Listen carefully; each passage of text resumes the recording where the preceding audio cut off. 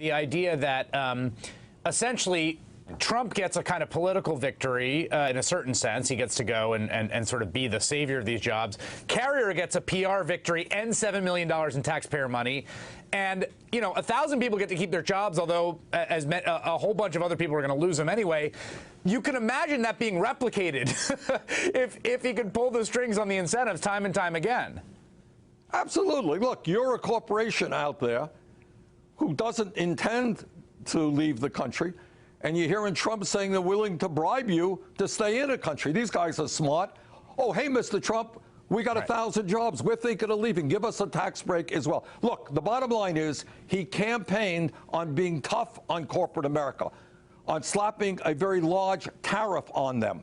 And what he ended up doing is caving in and giving a multi-billion-dollar corporation making huge profits a significant tax break. That is the wrong policy. Well, I don't mind a president being aggressive in trying to protect jobs. That's, I think, a good thing. What I think is an absurd thing is that the taxpayers of this country have to subsidize multi-billion-dollar corporations who are making huge profits in order to beg them to keep jobs in this country. What we should be saying is we demand of you to be a patriotic corporation. No, you're not going to throw American workers out on the street and move to other countries and expect your products to simply come back into the United States tariff-free. No, don't expect that you're going to get huge defense contracts from the taxpayers of this country. We want you to be a good corporate citizen. And what being a good corporate citizen is about is protecting the interests of American workers, not just your own bottom line and not just the salaries of your CEO. And what Trump is doing is setting a very dangerous precedent. My guess is today there's some corporation who may not have thought 1 second about leaving America.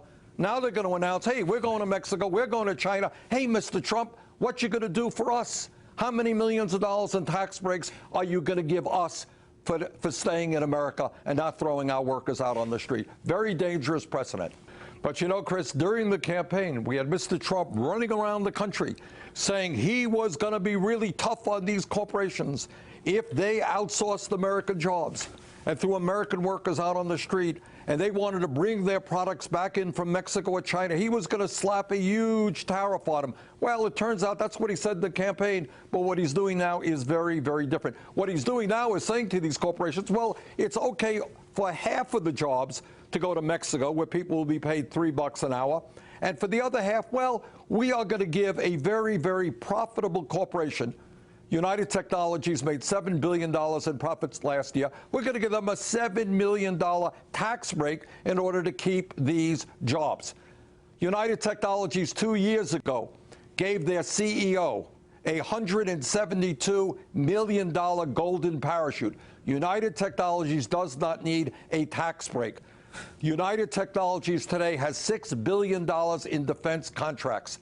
And what Trump should tell them is, you're not getting a tax break. You're going to lose your defense contracts if you don't do the right thing and keep these workers, all of these workers, here in Indiana, rather than sending half of those jobs to Mexico.